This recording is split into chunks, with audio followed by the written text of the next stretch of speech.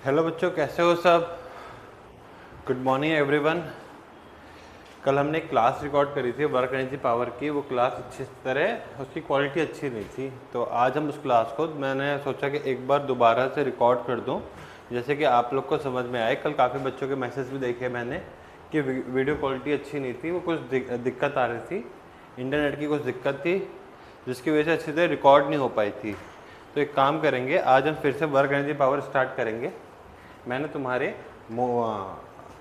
Unit dimension 1D 2D करवा दिए हैं, और NLM हम बाद में करेंगे, न्यूटन लॉज ऑफ मोशन हम बाद में करेंगे, इसके बाद करेंगे। इससे पहले हम एक काम करते हैं, वर्क एनर्जी पावर कंप्लीट कर लेते हैं। कल मैंने जहाँ तक करवाया था आज मैं वहाँ तक पहले करवा देता हूँ, और आगे का जिस हिसाब से होगा, जब हम लाइव क्लास लेंगे अगली बार तो उसके आगे हम कंटिन्यू करेंगे। चलो बच्चों शुरू करते हैं। और फिर से मैं एक बात कहूँगा कि तुम लोग क्वेश्चन प्रैक्टिस करो। मैं जो फॉर्मूला बताता हूँ उस फॉर्मूले को याद करो, उस फॉर्मूले का कॉन्सेप्ट समझो, कि क्योंकि जो पेपर है ना वो सिर्फ कॉन्सेप्ट बेसिस पे ही आएगा। तुम्हें अगर डायरेक्ट क्वेश्चन आने तुम्हारे इतना कुछ नहीं होना कि डायरेक्ट तुम्हारे लिए एक क्वेश्चन में 3-4 कॉन्सेप्ट पूछे जाएंगे, क्योंकि बच्चों नीट के एग्जाम और BSc नर्सिंग के एग्जाम में फ़र्क होता है। BSc नर्सिंग एग्जाम में तुम्हें फॉर्मूला बेस्ड क्वेश्चन आएंगे, सिंगल कॉन्सेप्ट पे क्वेश्चन आएंगे। हाँ, कुछ क्वेश्चन हो सकते हैं जिनमें एक से ज़्यादा 2 कॉन्सेप्ट लग रहे हो, तो उसकी प्रैक्टिस तो हम लोग भी करते हैं। तो आज एक काम करते हैं, जितने भी वर्क एनर्जी पावर में मेरे कॉन्सेप्ट यूज होंगे उतने मैं तुमको समझाऊंगा, और जितने भी फॉर्मूलेस होंगे उनकी ट्रिक्स भी बताऊंगा मैं तुमको, और उनको हम सॉल्व करेंगे। ठीक है ना। चलो स्टार्ट करते हैं। वर्क एनर्जी पावर पहले याद रखो, इस चैप्टर में हमारे एक तो हमें वर्क देखना है, कि वर्क में ये देखना है हमें कि वर्क किस तरह एनर्जी पे डिपेंड करता है, वर्क का एनर्जी का रिलेशन क्या है, फिर उसके बाद इनका रिलेशन पावर के साथ क्या है। ठीक है ना। अब हमें बात करनी है पहला हमारा concept, work done by constant force. पहले ध्यान रखो, work done by constant force. पहले ध्यान रखो, वर्क डन बाय फोर्स 2 तरह के हो सकते हैं, एक कांस्टेंट फोर्स हो सकता है और एक वेरिएबल फोर्स हो सकता है। कौन कौन से टाइप के फोर्स हो सकते हैं? 2 टाइप के फोर्स हो सकते हैं बेटा, कि एक कांस्टेंट फोर्स हो सकता है, एक वेरिएबल फोर्स हो सकता है। अब कांस्टेंट फोर्स में क्या होगा, कि हमारा रेट ऑफ चेंज और एक्सेलरेशन उसका चेंज नहीं हो रहा है। वेरिएशन में हमारा क्या होगा, एक्सेलरेशन चेंज हो रहा है, रेट ऑफ मास चेंज हो रहा है। तो अब हमें पहले बात करनी है कांस्टेंट फोर्स की। कांस्टेंट फोर्स में 2 सिचुएशन बनती है, हाउ लॉन्ग और हाउ फार। कितनी देर तक और कितनी दूर तक, हाउ लॉन्ग और हाउ फार। अब एक बात ध्यान रखो, हाउ लॉन्ग में क्या होता है, Newton second law of motion बताता है कि rate of change of momentum पे डिपेंड करता है। हमारा क्या होता है, हमारा न्यूटन सेकंड लॉ क्या बोलता है, rate of change of momentum में डिपेंड करता है। फोर्स डायरेक्टली प्रोपोर्शनल टू, जो हमारा फोर्स होता है हमारा, वो डायरेक्टली प्रोपोर्शनल होता है delta P by delta T के। फोर्स क्या होता है हमारा, तो हमारा चेंजिंग मोमेंटम कितना हो जाएगा, F इंटू डेल्टा T। ये बात ध्यान रखो बच्चों, कि हमारा फोर्स जो है rate of change of momentum पे डिपेंड कर रहा है। किस पे डिपेंड कर रहा है, rate of change of momentum पे डिपेंड कर रहा है। तो जिस पहला कॉन्सेप्ट क्या हुआ हमारा, कि हमारा हाउ लॉन्ग में क्या होगा, F delta T into P हो जाएगा। और हाउ फार में क्या होता है, वर्क डन हमने करा, किसी ऑब्जेक्ट पे हमने फोर्स लगाया और वो कितने दूर डिस्प्लेस हुआ, कितने दूर वो मूव हुआ, तो उसको क्या कहते हैं, हाउ फार। कितने दूर हमने फोर्स लगाया, किसी एक ऑब्जेक्ट पे मैंने इस पर फोर्स लगाया और ये कितनी दूर गई, तो उसको क्या बोलेंगे, हाउ फार। वर्क डन हमने, और वर्क डन जो होता है चेंज ऑन काइनेटिक एनर्जी पे डिपेंड करता है। वर्क डन किस पे डिपेंड करता है, चेंज इन काइनेटिक एनर्जी पे डिपेंड करता है। देखो बच्चों, मैं हर एक कॉन्सेप्ट को 2 से 3 बार इसलिए बोलता हूँ क्योंकि ना देखो, अभी तुम यहाँ पे क्लास में अगर सारे फॉर्मूले समझ जाओगे तो तुम्हें बाद में दिक्कत नहीं होगी। तुम्हें बाद में घर पे आके एक बार बस, मैं इस PDF को भी अपलोड करवा दूंगा, PDF को अपलोड भी करवा देता हूँ इसलिए कि तुम्हारे सारे फॉर्मूले तुम्हारे पास हो। और मैं तुमको ये भी बताता आता हूँ कि ये PDF जो है, इस PDF में कितने फॉर्मूले ऐसे होंगे जो तुम्हारे काम के होंगे, और कितने टॉपिक ऐसे होंगे जो तुम्हारे काम नहीं आएंगे। बच्चों देखो बच्चों, एक बात बता रहा हूँ, अब की बार सबसे ज़्यादा अच्छा चांस है तुम्हारे पे BSc नर्सिंग में अच्छे कॉलेज में एडमिशन लेने का। क्यों? क्योंकि अब देखो नीट कैंसिल हो गया, नीट कैंसिल हो गया था। तो अब जो बच्चे, कुछ बच्चे होते थे जो नीट कैंसिल होने के बाद बाकी एग्जाम्स के लिए बहुत ज़्यादा मेहनत करने लग जाते थे, अब की बार क्या होगा, वो अभी दोबारा से ही नीट के लिए मेहनत करेंगे, और दोबारा से नीट के लिए मेहनत करेंगे तो उसमें से काफ़ी बच्चों को इनका अच्छा एग्जाम होगा, कुछ अच्छे बच्चों को इनका ख़राब एग्जाम होगा। अब तुम्हारा क्या है कि उसके बाद जब ये बीएससी नर्सिंग का एग्ज़ाम होगा उसमें ज़्यादा डिफरेंस नहीं होगा, तो तुम्हारे पास अच्छा मौका है कि तुम अभी से तैयारी करो बीएससी नर्सिंग एग्ज़ाम की। आज मैंने अभी देखा कि 21 जून डेट आई है रीनीट की। अब तुम लोग के पास अच्छा चांस है कि तुम अपने सारे कॉन्सेप्ट अच्छे करो। तुम्हें एक अच्छा कॉलेज चाहिए बीएससी नर्सिंग का, तुम्हें गवर्नमेंट कॉलेज में एडमिशन लेना है, और मैं तुम्हारी तैयारी कराऊंगा फिजिक्स के। मैं बता रहा हूँ जितने फॉर्मूले कॉन्सेप्ट पढ़ा रहा हूँ, अगर डायरेक्ट कॉन्सेप्ट से क्वेश्चन आएंगे, मैं क्या कह रहा हूँ, डायरेक्ट कॉन्सेप्ट से क्वेश्चन आएंगे, डायरेक्ट फॉर्मूले से क्वेश्चन आएंगे तुम्हारे, कि केसेस पे क्वेश्चन आएंगे। मैंने देखा है बच्चों, मैंने तुम्हारे 5-7 सालों के पेपर एनालाइज करे हैं, उसमें मैंने ये देखा है कि डायरेक्ट कॉन्सेप्ट से क्वेश्चन आए, डायरेक्ट में सीधा क्वेश्चन पूछे उन्होंने। ठीक है ना बच्चों। अगला टॉपिक है वर्क डन। मैंने क्या बताया, 2 तरह के फोर्स होते हैं, कांस्टेंट फोर्स होता है और वेरिएबल फोर्स होता है। किस तरह के फोर्स होते हैं? 2 तरह के फोर्स होते हैं, एक कांस्टेंट फोर्स होता है, एक वेरिएबल फोर्स होता है। कांस्टेंट फोर्स में क्या फॉर्मूला लगता है? F dot S. अब मैं तुम्हें एक बात बताता हूँ, मैंने वेक्टर में तुम्हें एक बात बताई थी कि A डॉट बी क्या होता है। A डॉट बी क्या होता है, ये देखो,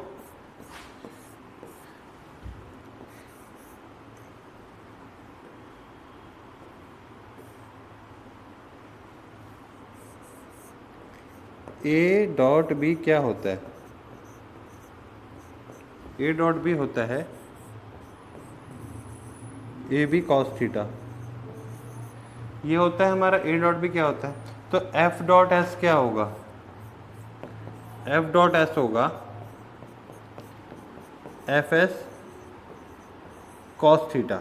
ठीक है, हमारा जो वेक्टर में प्रोडक्ट जो होता है वो कॉस एंगल पे डिपेंड करता है, कॉस थीटा पे डिपेंड करता है। तो ए बी क्या होगा? ए डॉट बी क्या होता है? ए बी कॉस थीटा होता है। तो एफ डॉट एस क्या होगा? एफ एस कॉस थीटा होगा।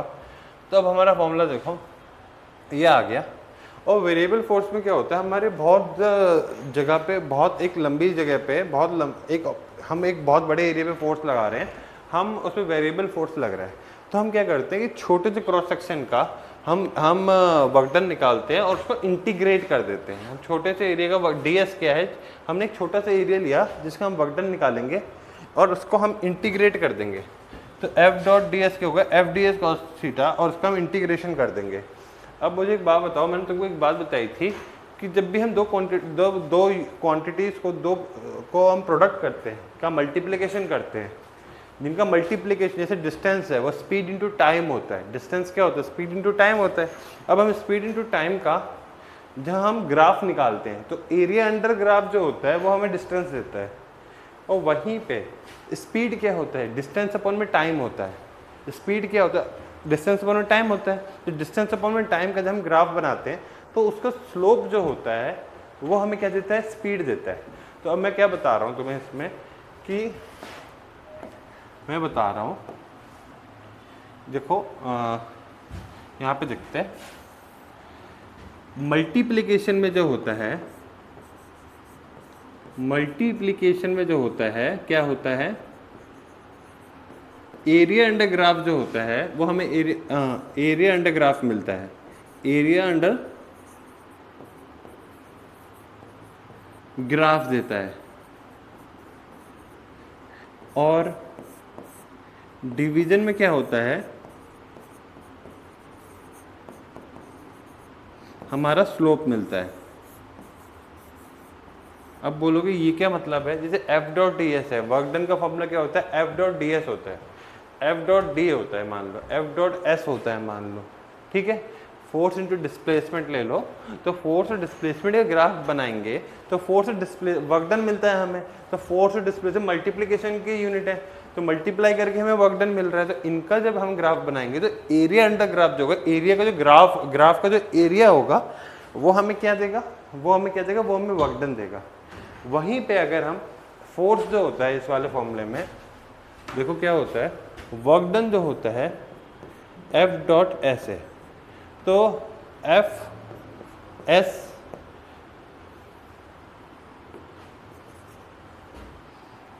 जो एफ एस ग्राफ होगा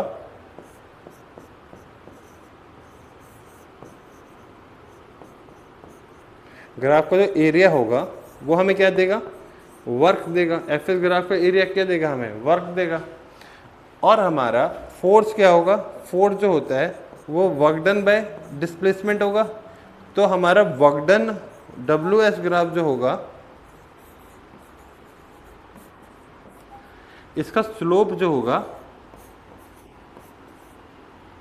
वो हमें क्या देगा, फोर्स देगा। ठीक है, अब मेरा कॉन्सेप्ट समझे मैं क्या समझा रहा था। जो हमारा एरिया होगा मल्टीप्लिकेशन में, उस जो हमारा मल्टीप्लिकेशन होगा उसका ग्राफ जो होगा वो एरिया अंडर ग्राफ देगा, वो एरिया बताएगा हमें। उसका एरिया क्या बताएगा हमें, जो हमारी यूनिट निकाल रहे हैं। जैसे W is equal to F dot D S होता है, तो एफ और एस का जब हम लोग निकालते हैं ग्राफ बनाते हैं, उसका एरिया अंडर ग्राफ जो होगा वो हमें वर्क बताएगा। और जब हम फोर्स निकाल रहे हो और हमें W और डिस्प्लेसमेंट का ग्राफ बनाएंगे तो उसका एरिया क्या बनाएगा, हमारा उसका स्लोप देगा, हमें फोर्स देगा। आगे देखते हैं, आगे है ये वेरिएबल फोर्स में हमारे 3 डायरेक्शन में फोर्स लग सकते हैं, एक्स डायरेक्शन में, वाई डायरेक्शन में और जेड डायरेक्शन में। कौन कौन से डायरेक्शन में फोर्स लग सकते हैं, एक्स डायरेक्शन में, वाई डायरेक्शन में और जेड डायरेक्शन में। तो 3 डायरेक्शन में जब फोर्स लगता है तो हम तीनों डायरेक्शन में अलग अलग इंटीग्रेट करके उसका वर्क डन निकालते हैं। कभी भी डब्ल्यू टोटल निकालने को बोलते हैं तो हम सारे वर्क डन को ऐड कर सकते हैं। तो F1 S1 F2 S2 F3 S3। ठीक है, हमारा ये कभी भी ध्यान रखना, वर्क डन कभी पूछे कि work done nature of motion पे डिपेंड नहीं करता, वो किस तरह मोशन हो रहा है उस चीज़ पे वर्क डन डिपेंड नहीं करता। ठीक है, ये इस पे अगर क्वेश्चन आना होगा तो डायरेक्ट वो जो इक्वेशन बेस्ड क्वेश्चन है उस पर आ सकता है। वर्क डन की एसआई यूनिट क्या होती है, वर्क डन की एसआई यूनिट होगी मतलब जूल और न्यूटन मीटर। सीजीएस यूनिट होगा डाइन सेंटीमीटर। इसके ये स्केलर क्वांटिटी होती है। अब इसमें एक चीज़ बता दो, डायमेंशन फॉर्मूला कैसे निकालता है हम लोगों ने, उसमें हमने एफ इंटू एस, एफ क्या होता है, mass into acceleration, F force है हमारा, फोर्स क्या होता है, मास इंटू एक्सलेरेशन, मास का क्या होता है एम, एक्सलेरेशन क्या होता है चेंज इन वेलोसिटी अपॉन में time, L into T minus 1 और एक्सलेरेशन है तो T minus 2, L into T minus 2। अब बताओ एक बात मुझे, तुम्हें कभी भी डायमेंशन फॉर्मूला निकालने को बोलेगा तो तुम्हें कैसे निकालना है, तुम्हें उसको ब्रेक करना है। तुम्हें डायमेंशन फॉर्मूला पे हर बार क्वेश्चन रिपीट होने की प्रोबेबिलिटी काफ़ी रहती है। डायमेंशन फॉर्मूला पे क्वेश्चन आ जाए, डिपेंड होने पे कि इन क्वांटिटी पे डिपेंड करते हैं उस पर क्वेश्चन आ जाए तो उसको ऐसे निकाल सकते हो। याद रखना, work done can be positive, work done can be negative, work done can be zero. ठीक है ना, वर्क पॉजिटिव भी हो सकता है, नेगेटिव भी हो सकता है, जीरो भी हो सकता है। आगे समझाऊंगा, ये पता लग जाएगा किस तरह होता है वर्क डन। एक बात और ध्यान रखना, वर्क डन हम किसी भी चीज़ पे मल्टीपल फोर्स लग रहे हैं, किसी भी चीज़ पे मल्टीपल फोर्स लग रहे हैं तो वर्क डन जो होता है हर फोर्स का वो इंडिपेंडेंट होता है एक दूसरे फोर्स से। वर्क डिपेंड नहीं करता एक फोर्स का, जो एक किस चीज़ पे वर्क फोर्स लगा रहे हैं, इस चीज़ पे अगर मैं फोर्स लगा रहा हूँ, इस चीज़ पे मल्टीपल फोर्स लग रहे हैं तो हर फोर्स का जो वर्क डन होगा इंडिपेंडेंट होगा अगले फोर्स से, वो डिपेंड नहीं करेगा। ये लिखा है देखो अगली line, work done by one force does not depend on other force. ठीक है ना, वर्क डन जो होता है वो वन फोर्स पर डिपेंड नहीं करता है। ये चीज़ मैंने तुमको समझा दी है कि एरिया देता है, डिफरेंशिएशन देता है। ये बता रहा हूँ एक बार, वर्क डन पॉजिटिव कब होता है, नेगेटिव कब होता है, जीरो कब होता है। ये कॉन्सेप्ट समझना बच्चा, इस कॉन्सेप्ट को समझ लोगे तो तुम्हारा ये भी पता लग जाएगा कि काइनेटिक एनर्जी कैसे इंक्रीज होगी, कहाँ कांस्टेंट रहेगी और कहाँ नेगेटिव होगी। देखो अब हम बनाते हैं 3 केस। हमने वर्क डन पढ़ा,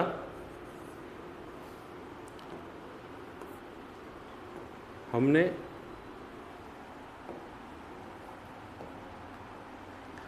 वर्क डन पढ़ा एफ एस कॉस थीटा। ठीक है, अब थीटा जो होता है उसके 3 यूनिट हो सकती है। जीरो से थीटा कहाँ तक हो सकता है, 0 से बड़ा हो और 90 डिग्री से छोटा हो, 0 से बड़ा हो और 90 डिग्री से छोटा हो।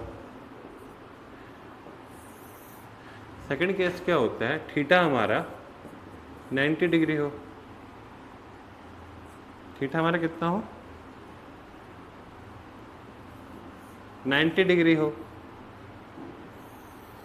और थर्ड केस क्या होता है हमारा, थीटा जो हमारा होना चाहिए 90 डिग्री से ज़्यादा होना चाहिए। अब मेरे एक बात ध्यान रखना बच्चों, जो थीटा जो होता है हमारा, कॉस थीटा की वैल्यू जो होती है वो 0 डिग्री से 90 डिग्री के बीच में पॉजिटिव होती है। 0 डिग्री से 90 डिग्री के बीच में पॉजिटिव होती है। और थीटा जो होता है 90 डिग्री पे 0 होता है, कॉस 90 की वैल्यू 0 होती है। थीटा होता जो है वो 90 डिग्री पे उसकी वैल्यू कितनी होती है, 0 होती है। और थीटा जो होता है 90 डिग्री से ऊपर, तो उसकी वैल्यू कितनी होती है, नेगेटिव होती है। थीटा की 90 डिग्री से ऊपर वैल्यू कितनी हो जाएगी, हम नेगेटिव मानेंगे, 90 डिग्री से होगी। और इसमें एक चीज़ और ऐड कर देता हूँ, यही सोच रहा था मैं, 90 डिग्री से बड़ा होगा थीटा और 180 डिग्री से छोटा होगा थीटा, तो उसकी वैल्यू कितनी हो जाएगी, तो उसकी वैल्यू कितनी हो जाएगी, नेगेटिव हो जाएगी। अब एक बात ध्यान रखो, वर्क डन जो होता है, वर्क डन जो होता है वो चेंज इन काइनेटिक एनर्जी होता है। अगर हमारा वर्क डन पॉजिटिव आ रहा है तो change in kinetic energy positive आएगी, ठीक है। वर्क डन नेगेटिव आ रहा है तो change in kinetic energy negative आएगी।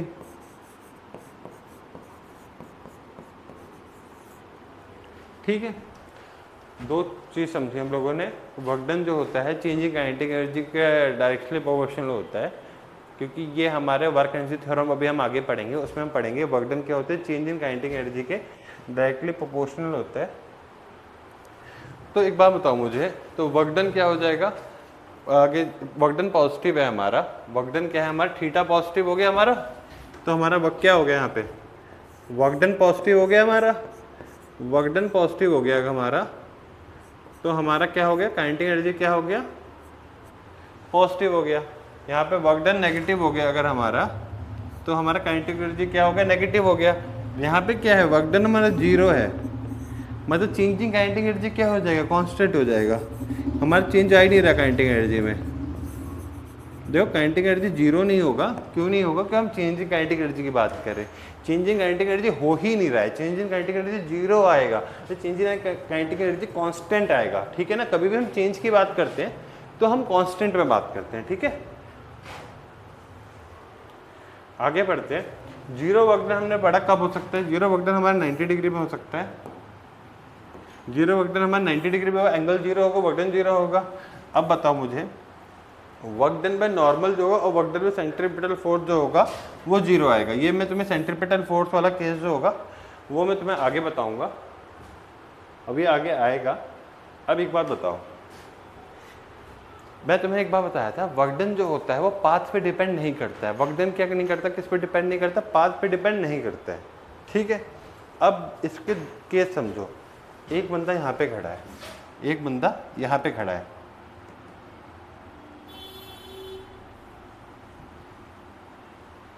ठीक है। हाँ अब ठीक है, हाँ एक बंदा यहाँ पे खड़ा है, कहाँ पे खड़ा है, एक बंदा यहाँ पे खड़ा है, एक बंदा यहाँ पे खड़ा है, और उसको क्या करना है, उसको ए पॉइंट पे जाना है। कहाँ जाना है उसको, ए पॉइंट पे जाना है। ए पॉइंट ये है, उसको जाने के 2 रास्ते हैं, और एक बंदा यहाँ पे खड़ा है, ठीक है। एक बंदा कहाँ पे खड़ा है, एक बंदा यहाँ पे खड़ा है, एक बंदा, हाँ एक बंदा क्या कर रहा है, एक बंदा यहाँ पे खड़ा है,